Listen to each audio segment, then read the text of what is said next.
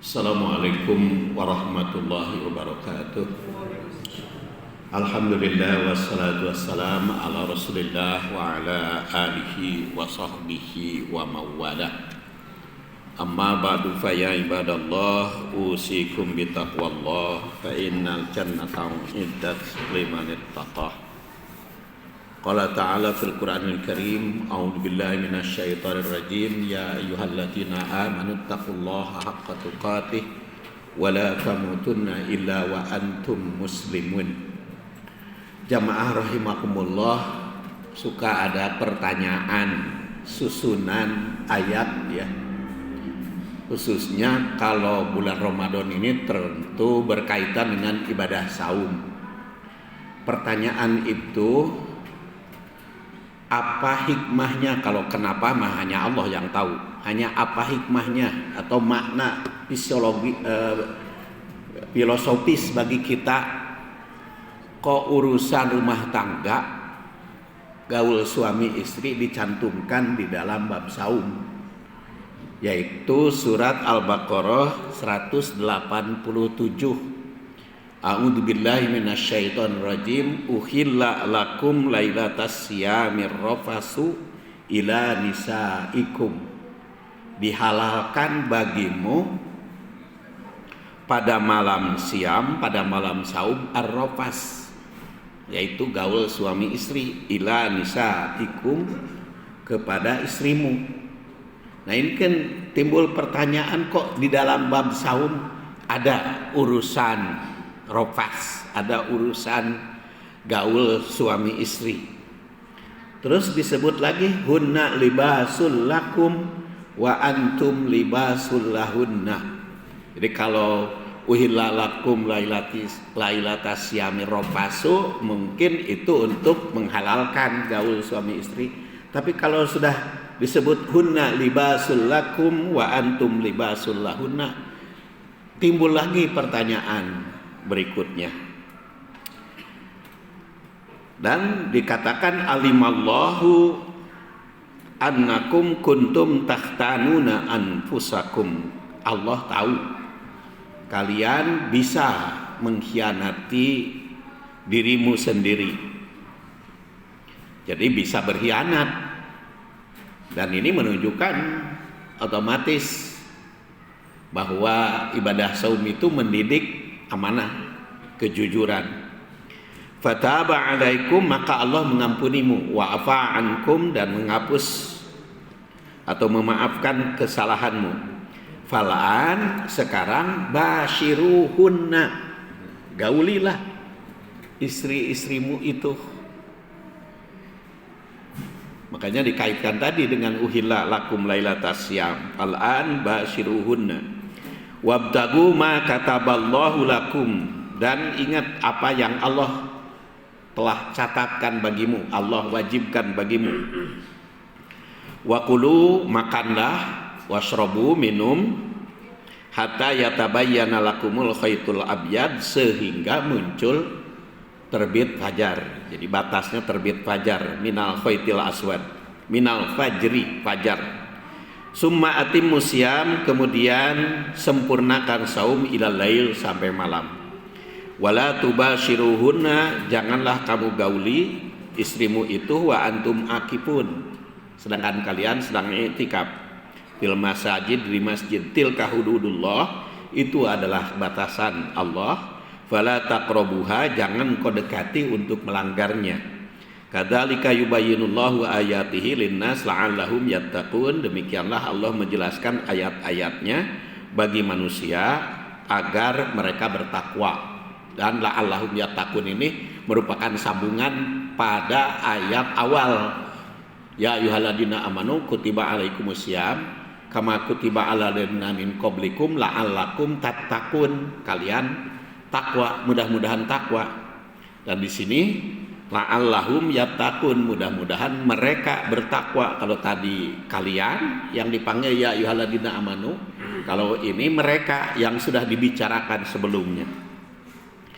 Sidang Jumat rahimakumullah, pertanyaan tadi, apa makna filosofisnya bagi kita. Kok uhilla lakum lailatas syamir rafasu ila nisaikum itu tercantum di dalam bab saum? Tentu saja jawabannya memerlukan tafsiran yang luas dan menimbulkan analisis yang mendalam. Tapi setidak-tidaknya menurut saya Islam itu sebagai din yang seimbang.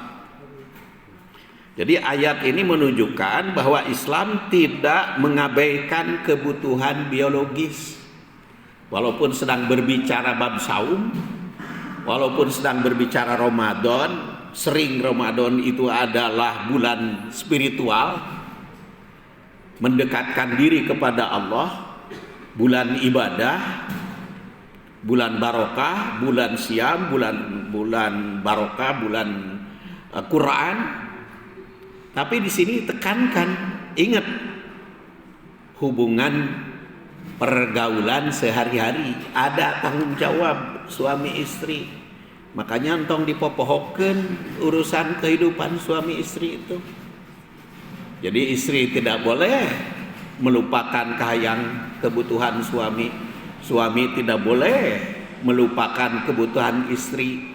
Tetap kebutuhan suami istri jangan diabaikan walaupun sedang ibadah ritual, walaupun sedang ibadah ta'abudi yang langsung kepada Allah Subhanahu wa taala, ada waktunya yang dibolehkan. Yang tidak boleh itu di siang hari dan dalam keadaan iktikaf. Artinya kalau sedang iktikaf harus bergaul suami istri, batalkan dulu iktikafnya.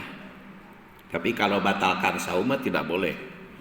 Jadi di sini Islam menggambarkan keseimbangan kehidupan spiritual kepada ilahi dengan kehidupan sosial sesama manusia sesuai dengan kebutuhan. Jadi ada tanggung jawab yang langsung kepada Allah, ada juga yang tanggung jawab berkaitan dengan sesama manusia.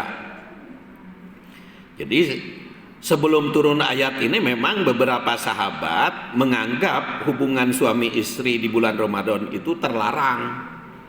Sehingga istri nage aya nu diajak teh meureun kenaon da urang teh keur ibadah kan gitu. Ngambek ieu teh bulan Ramadan ieu teh urang teh keur ibadah. Sada aya nu marah gitu. Jadi itu teh memang di zaman Rasul juga, zaman sahabat ada yang begitu. Jadi ketika ada kemamuan teh ngambek gitu. Pan urang teh keur ibadah, sama dengan sedang ibadah haji. Sedang ibadah haji itu padahal ke Mekah selama 40 hari pere aja itu suami istri itu. Padahal Rasulullah SAW mencontohkan begitu selesai umroh tahalul, fa'tun nisa tuh gauli istrimu, sampai begitu Rasulullah. Setelah selesai umroh itu yang haji tamatu, dari jamaah haji Indonesia rata-rata tamatu ya, begitu datang ke Mekah ibadah tawaf sa'i untuk umroh, selesai tawaf dan sa'i kan nunggu tanggal 8. Ada yang lama, ada yang 1 bulan, ada yang seminggu, ada yang 2 hari, ada yang 3 hari. Kata Rasulullah, kada para sahabat pada saat itu cuma nunggunya 4, tanggal 8 cuma 3 hari. Nunggu dari umroh ke tanggal 8 kan datangnya tanggal 4. Jadi malamnya tanggal 5 itu oleh Rasul dikatakan fa'tun nisa, gauli istrimu yang setelah ibadah umroh menjelang haji nunggu tanggal 8. Kemudian pulang umroh pulang haji nama. Jadi ini ketegasan bahwa apa yang sebelumnya dilarang zaman para nabi terdahulu, maka oleh ayat ini diperbolehkan. Karena ya saum 1 bulan mah baru ada di zaman Rasul. Jadi wajib saum di zaman dulu ada wajib saum Arafah, saum Asyura, ada wajib saum 3 hari per bulan seperti kepada Nabi Nuh. Tapi bagi al-Islam yang diturunkan kepada Rasulullah ada saum 1 bulan. Kemudian yang kedua, metafora pakaian. Di situ hunna libasul lakum wa antum libasul lahunna. Hunna istrimu itu libasun, pakaian bagimu, pakaian bagi laki-laki, dan kamu laki-laki itu pakaian bagi perempuan. Apa itu maknanya? Ya bisa kita lihat buktinya pakaian. Pakaian itu kan nempel, menyatu ya dengan badan kalau lagi dipakai. Itu gambaran kehidupan suami istri, menyatu. Terus yang kedua, pakaian itu kalau kotor dibersihkan, disuci, jangan sampai membawa najis ketika sholat, saling membersihkan. Dan pakaian itu juga menutup aurat. Dan kehidupan suami istri juga kalau berpisah itu bisa membuka aurat. Sok anu rek cerai, pan sirih goreng gitu. Kemudian di urang mah pan jatuh cerai, jatuh talak itu kan di pengadilan. Kan pengadilan itu nanya, kenapa mau bercerai? Pasti weh isina ngagogoreng suami, suamina ngagogoreng istri.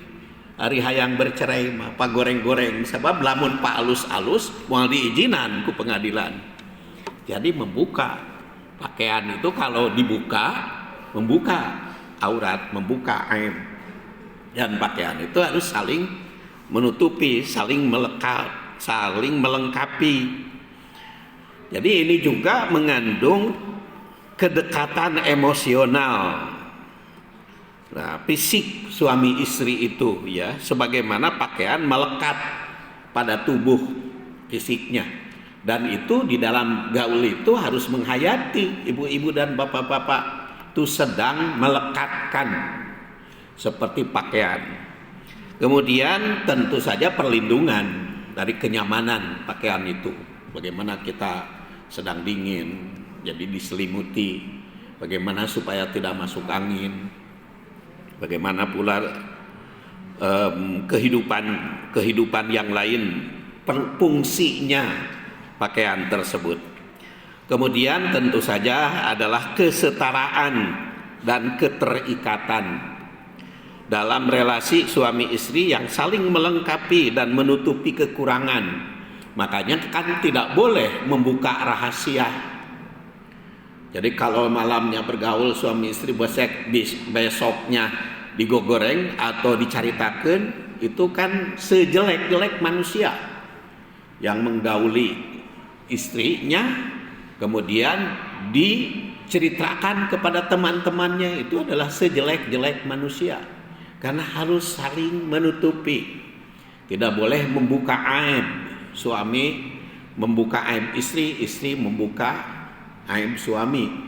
Dan juga jangan sampai menyinggung, seperti pernah saya sampaikan di dalam pengajian Ahad. Saya tugasnya di Al-Fitrah itu membahas hadis. Salah satu hal yang suka dianggap baik, padahal itu mengganggu ketentraman kehidupan suami istri, yaitu apabila seorang istri muji-muji suami orang lain di depan suaminya. Pak, eta si suami si anu mah gini-gini bagus, dipuji-puji, eta teh seperti alus. Karena muji suami, muji orang kan itu bagus. Ini dipuji-puji, diugung-ugung di depan suami, sarua we itu teh menyinggung perasaan. Karena teh bisa munculnya jiwa tuh kawin kan itu. Sama seorang suami juga bagus-bagusi, memuji-muji istri orang lain di depan istrinya, itu menyinggung perasaan. Nah, seharusnya hal-hal yang begitu itu dijaga supaya jangan sampai menimbulkan masalah di dalam kehidupan. Kemudian kalau tadi alimallahu annakum kuntum tahtanun, Allah tahu bahwa kalian itu bisa berkhianat. Ibadah saum itu mesti mendidik kejujuran. Dan kejujuran ini pada zaman sekarang semakin langka ya. barang langka. Banyak yang tidak jujur. Sok we begitu dibicarakan masalah korupsi, wah dari yang paling besar sampai yang kecil itu kelihatan. Korupsi itu adalah akibat ketidakjujuran. Maka ibadah saum ini diharapkan mendidik kita bersikap jujur. Tentu saja ibu-ibu dan bapak-bapak masih banyak yang perlu ditelusuri apa makna filosofis surat Al-Baqarah 187 berkaitan dengan kehidupan keluarga. Tapi saya dibatasi oleh pengumuman di sini maksimal 15 menit. Jadi saya hanya sampai 15 menit 40 detik. Terima kasih. Assalamualaikum warahmatullahi wabarakatuh.